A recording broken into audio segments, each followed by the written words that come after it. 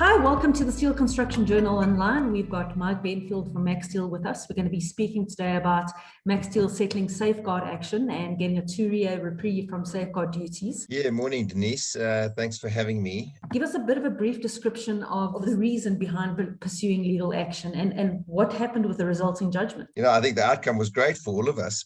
Safeguards are quite emotional in this country, particularly in the steel sector. And, we went through that entire process of having to I suppose, digest a 6-year application for further safeguards and all of that, all at the last minute.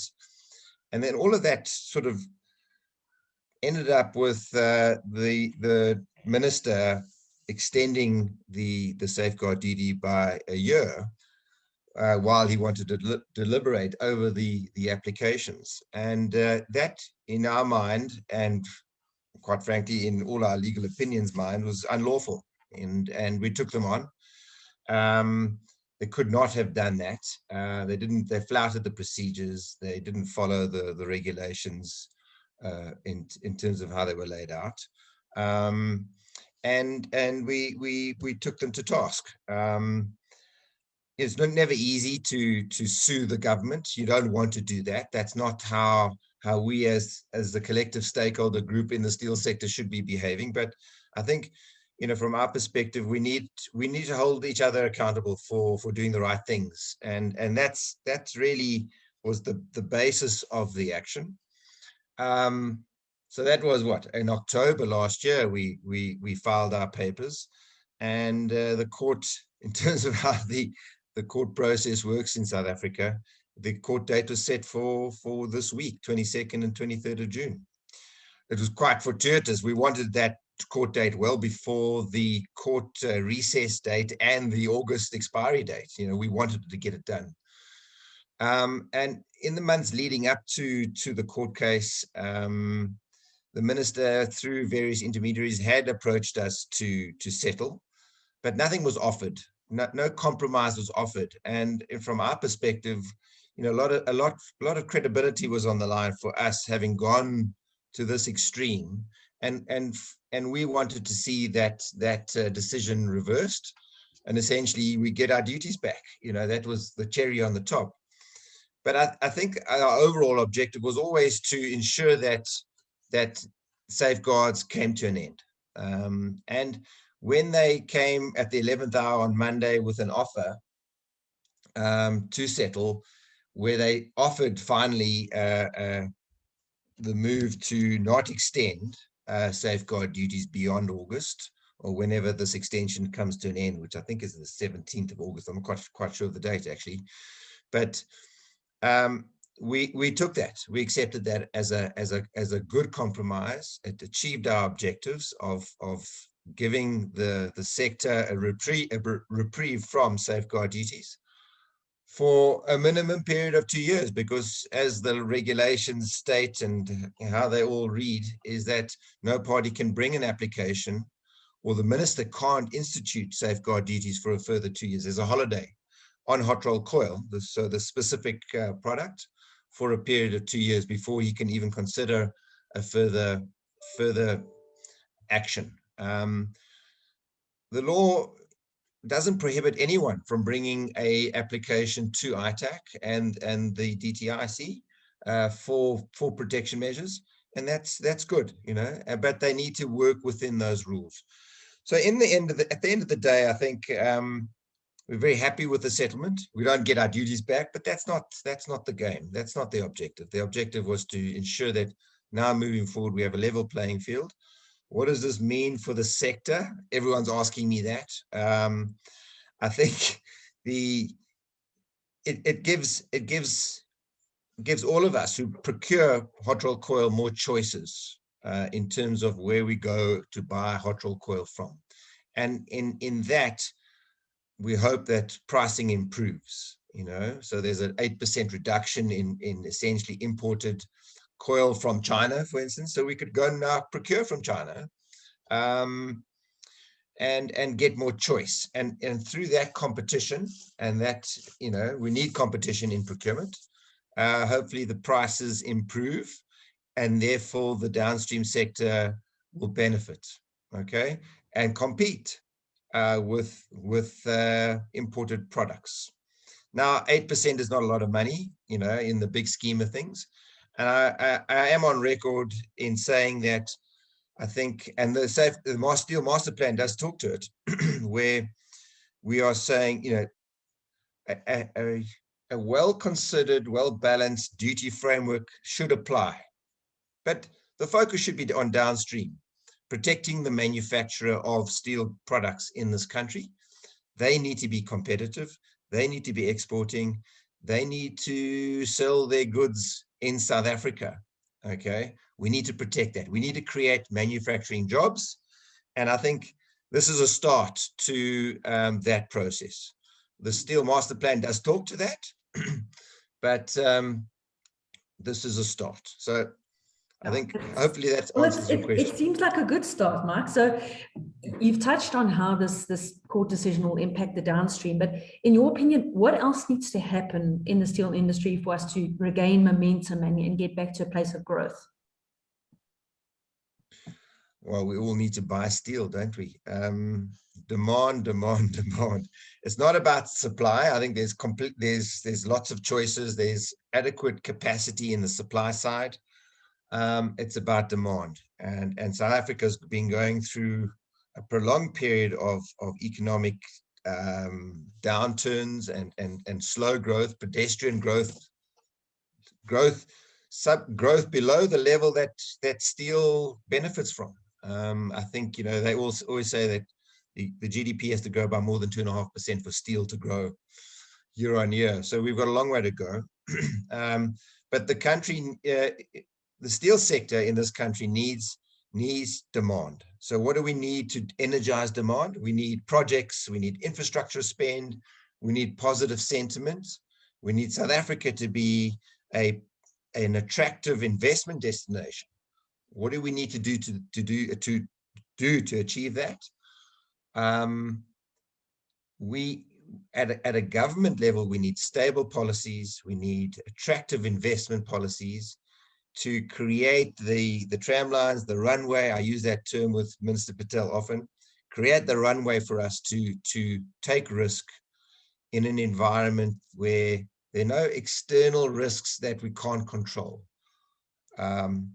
Volatile policies or uncertain policies create uncertainty, and people sit on their hands and do nothing. We need to create an environment in South Africa where we open for business and people start to invest in this country. And even the internal parties, the private sector in this country need to start investing in this country, but they need certainty. They need stability, and sentiment needs to improve, and all of that creates that positive sentiment. And jobs will come. We will start manufacturing the widgets and reusing steel in that, and jobs will come. Manufacturing will start to bubble up and simmer and then boil, hopefully get hotter, and we will employ more people, and we will be more sustainable. We won't just be slowing down and getting smaller and smaller and reducing capacity in this country. We need to grow, but it needs to come off the back of good government messaging and policy, as well as investment. And that's what we need. It's the demand side of the economy that we're missing. So that's where I would come from. That makes a lot of sense. Did I answer the question? I think yes, you did. Thank you. Thanks, Mark. You did. You answered it completely. You know, does the Steel Master Plan achieve that? I think you know, the Steel Master Plan for me is a document or plan where stakeholders for the first time are around the table. So that's a start. That's a positive start. Let's talk. Let's get it done. Let's get it done quickly. But the document doesn't talk about those plans. It doesn't talk about firm, concrete timelines, what we're going to do tomorrow, what we're going to do next month, and how all this is going to work. It talks about what we need to do. It doesn't talk about what we will do and when we will do it. And I think that's key. You know, when you listen to the government and President Ramaphosa getting on the State of the Nation, we're always hearing We need to do this. We need to do that. And I ask, when are we going to do it? And that's what the Steel Master Plan should be doing. It's a plan. A plan is nothing, is not a plan without a timeline, without a set of actions that are concrete and achievable. Yeah, so looking at it yeah. from a practical implementation, and what is your kind of feeling around the buy-in from downstream on the Steel Master Plan? Well, I think we're all buying into it. You know, I include Macsteel in the downstream economy. So primary ArcelorMittal would be upstream, and everyone downstream of ArcelorMittal is downstream. And we're all buying into that, right? We all want to be buying steel at competitive prices. One, that's the supply side. But more importantly, the entire sector, downstream included, is looking for that demand element. And they buy into it. I think in principle, we all buy into a plan, the need for a plan, the need for all stakeholders to start talking about it, and joining forces to get it done. You know, I'd be happy to consider any project, you know, if as long as it makes sense. You know, we need to put our money where our mouth is. And I think we're all looking for that day where we start moving forward. And we're all contracted. We're all in. You know, we've got a lot of vested interest in here, and we need to see it come to success, to a successful conclusion.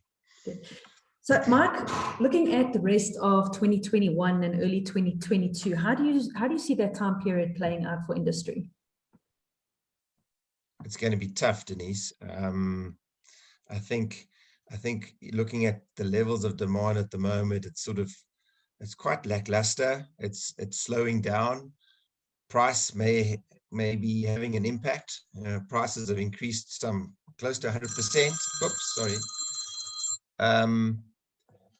Close to 100% over the last year, and that might be biting. You know, it becomes a little bit too expensive, and substitute products therefore come to the fore. But ignoring that for the time being, I think you're seeing demand at a very low level, and I think I'm looking at it from a perspective that it's reached its bottom. And we're going to see these types of these levels of demand sort of continuing for the balance of 2021 into 2022. We not seeing big projects emerging for the first half of 2022. So I think we're going to sort of simmer around these levels for the time being, with price having some impact on it. I think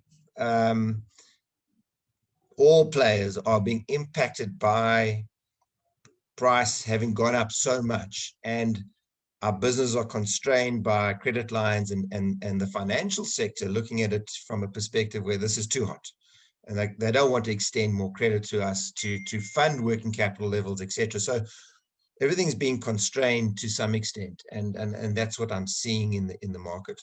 Will prices adjust? Yes, eventually they will adjust and should adjust, but do I see them adjusting this year? No. I do see them coming off a little in early 2022, going into Q2. And I think, look, one thing we don't want in the sector is volatile steel pricing, because that's a nightmare. That impacts every one of us in terms of our ability to tender, to quote, whatever we do. We want stability in pricing.